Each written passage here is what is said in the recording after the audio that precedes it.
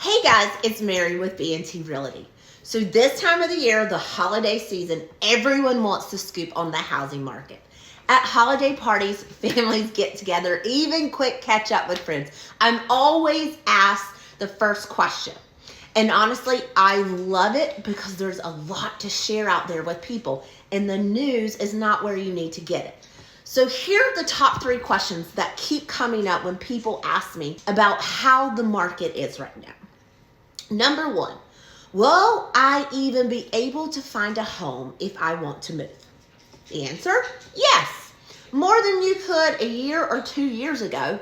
The number of homes for sale has been rising over the past few years. And according to the data from Realtor.com, they have been more than 1 million homes on the market for 6 straight months.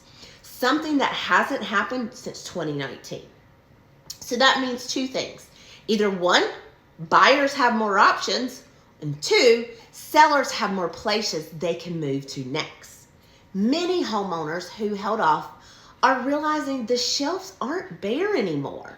So if you've hit the pause on your home search last year because nothing fit your needs, it may be worth another look now. With more homes on the market, you're not competing for the same handful of listings like you were a couple years ago. And because there's a bit more to choose from, homes aren't disappearing in a minute or a weekend.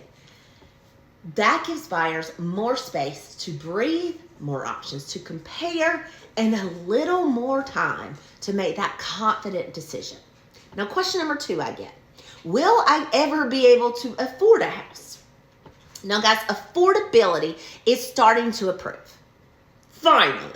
It's been a tough few years for buyers, but this year brought so much needed good news. Mortgage rates have been easing, and home price growth has been moderating. That ends up to a monthly mortgage payment that is hundreds of dollars lower than it would have been just a few months ago. Make sure to watch my past video to see about that difference. Now, buying still isn't easy, but the numbers are starting to improve. So for a lot of people, that means buying a home is becoming a more realistic goal. Now, question number 3. Should I wait for prices to come down? A lot of people worry that the housing market is about to crash, but the data doesn't point in that direction. Yes, the number of homes for sale has been rising, but it's still nowhere near the level needed for prices to fall significantly on a national scale. On top of that, homeowners today have a lot of equity and are in a much stronger financial position than they were back in 2008. Of course, every local market can be different. Some areas are seeing prices climb, while others, they saw that huge spike a few years ago, are leveling off and seeing some small corrections. But overall, the national picture is clear. Experts surveyed by Fannie Mae project home prices will keep rising, just at a much slower and a much normal pace.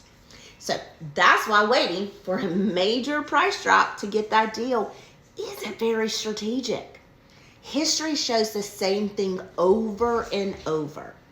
People who spend time in the market tend to build the most long-term wealth, not the people who try to find the market perfectly priced.